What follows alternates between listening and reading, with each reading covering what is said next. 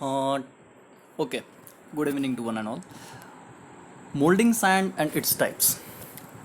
So basically, we are going to see what are the molding sands and what are its different types. So molding sand, which is basically used for molding purposes, sand which can be used for the molding purpose. Molding sand may be classified into three different types. One is natural molding sand, second is synthetic or high silica sand, third one is a special sand.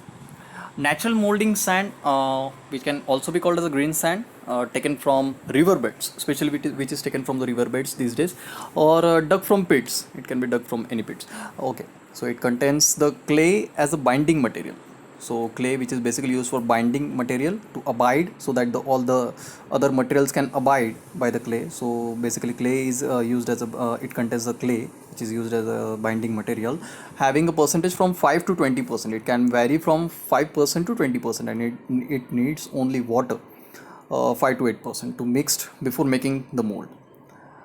The quantity and the type of the clay mineral present, it affects the strength, toughness, and the refractoriness of the sand. It definitely, the amount of the clay material, mineral which is present in the natural molding sand, it definitely affects its toughness, its strength.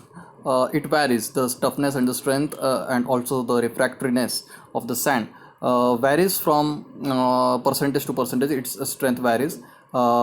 It depends on the mixing up of the amount of the clay mineral. Due to their ease of availability, it is having a very low cost and high flexibility of operation, which it can be used for the different applications. So it is having a high flexibility of operations. Natural molding sand are used for the most of the ferrous and the non-ferrous light casting. Okay, so ferrous and non-ferrous light casting, it is used mostly. It is used for this kind of types of the casting, which is ferrous and the non-ferrous. Natural sand is classified into basically the three grades, that is A, B, and C. It depends upon the amount of the clay content and the amount of the sintering temperature. About the it depends on the temperature. Where we can see from here, the clay percentage, that is grade A, if it goes from 5 to 10%, then the sintering temperature in degree centigrade can reach up to 1350 degree centigrade and 1450 degree centigrade. Likewise, it is classified into three grades, grade A, B, and C. Second type is that about the synthetic or the high silica sand. Synthetic sand are basically very high silica sand, that is a high sand containing little less than 2%, or no binder in natural form. No binder means the binder material, that is clay basically, which is called as a binder material, binder mineral we can say. It is having no binder, and very less than 2% of sand is content in it. That is the synthetic, or we can say synthetic or artificial, or the high silica sand. These are made in foundry by first crushing quartzite sandstone and washing and grinding these to yield a sand grade of requisite shape and grain distribution.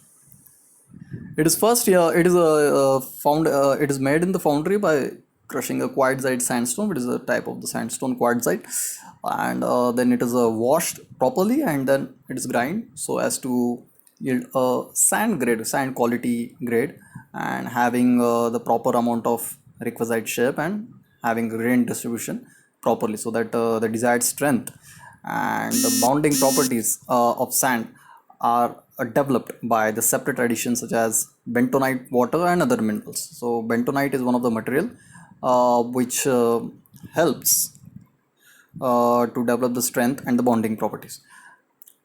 This allows the greater flexibilities in the content of the properties such as the green and the dry strength, permeabilities, and others that can easily be varied at will.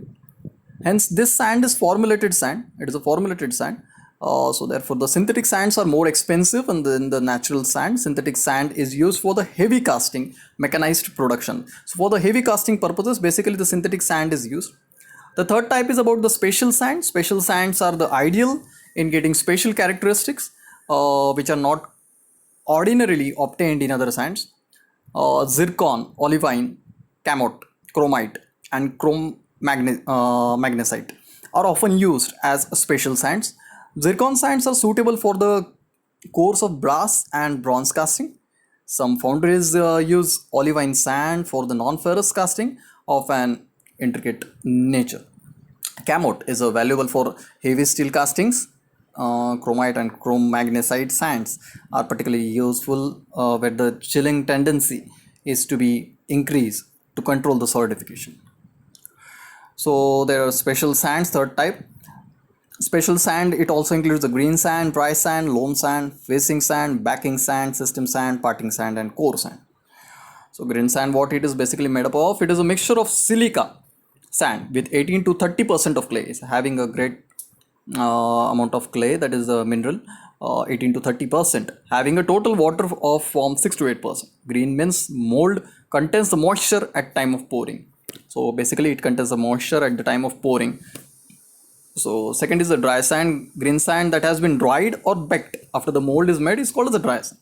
So basically when we pull out the water or the moisture content in it, and when we heat it, the dried that type of green sand is transformed into a dry sand. Okay.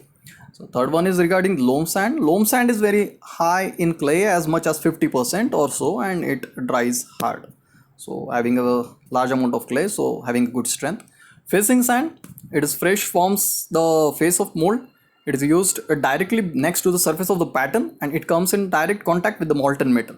So facing sand, that is basically we have to put some amount of sand while pouring a metal, so that the metal gets a proper surface while pouring a metal into a mold. Second thing is next thing is about the backing sand or the floor sand is used to back up the facing sand to fill the whole volume of the flask.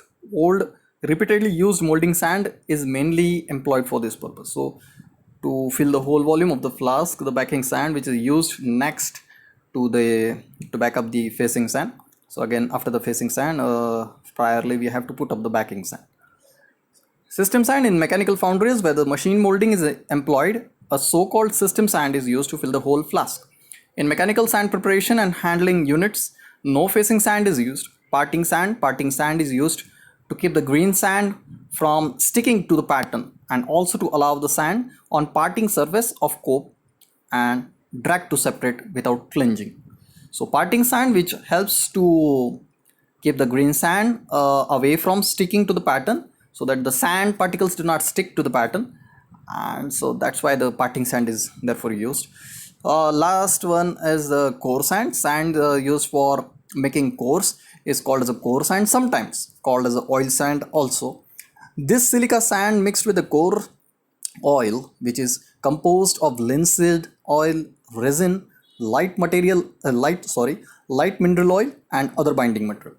So it is used for making the cores, so it is called as a core sand. So basically we will take a review that there are three types of the molding sand. One is the natural molding sand, second is natural molding sand, which is also called as green sand, taken from river beds and all. Second one is regarding the synthetic or the high silica sand, having the sand content naturally high, sand content little less than 2%, and having no binder mineral, that is a no binder at all, that is a clay. So it is used for the heavy casting and the mechanized production. And third one is regarding the special sand.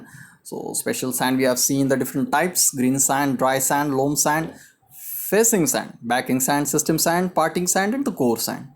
So this was all about the molding sand types and its applications, how much percentage of the clay or the binder mineral is taken in it, also the alternative names which are used to call that particular sand, and the amount of the material or the mineral that are used to get mixed up with it, so as to get a sand for the different types of the applications in varying strength, in toughness, and other properties.